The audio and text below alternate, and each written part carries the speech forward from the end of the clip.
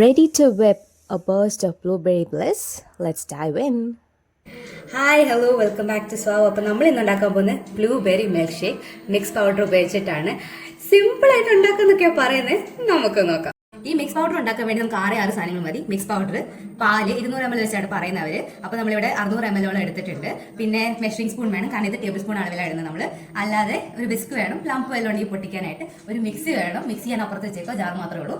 ഇതിനകത്തിട്ട് അടിക്കുന്നത്. പിന്നെ സെർവിംഗ് ഗ്ലാസ്സിൽ ഭംഗിയുള്ള സെർവിംഗ് ഗ്ലാസ്സിൽ അത്രയും നല്ലത്. നമ്മൾ അൺപാക്ക് ചെയ്തു. അപ്പം നമുക്ക് ഇതിനകത്തുനിന്ന് കിട്ടിയേക്കുന്ന ഈ ഒരു കവറാണ്. അപ്പം നമുക്കിത് 1 ടേബിൾ സ്പൂൺ വെച്ച് 200 ml വേണ്ട. അപ്പോൾ നമ്മൾ 3 ടേബിൾ സ്പൂൺ എടുത്തിട്ട് നമ്മൾ തിരിച്ചു വരുന്നതായിരിക്കും. നമ്മുടെ മിക്സ് പൗഡർ ഇങ്ങനെയാണ് ഇരിക്കുന്നത്.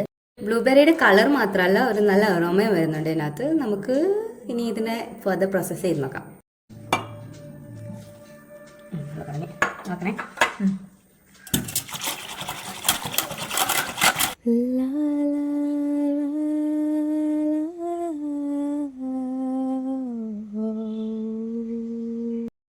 ഇനി ടൈം ഫോർ ദ ജഡ്ജ്മെന്റ്. നമ്മുടെ ആളെന്തിയേ അമ്മ, ഇതാണ് ബ്ലൂബെറി മിൽക്ക് ഷേക്ക്. കുടിച്ചു നോക്കൂ.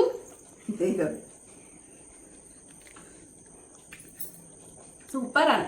കൺസിസ്റ്റൻസി കൊള്ളാവോ? മിൽക്ക് ഷേക്ക് പോലെ തന്നെ ഉണ്ടോ? ഒരു ശകലം കൂടി സ്വീറ്റ് ആയാൽ നല്ലതായിരിക്കും. ഓക്കെ, നമ്മൾ എക്സ്ട്രാ ഷുഗർ ആഡ് ചെയ്തിട്ടില്ല.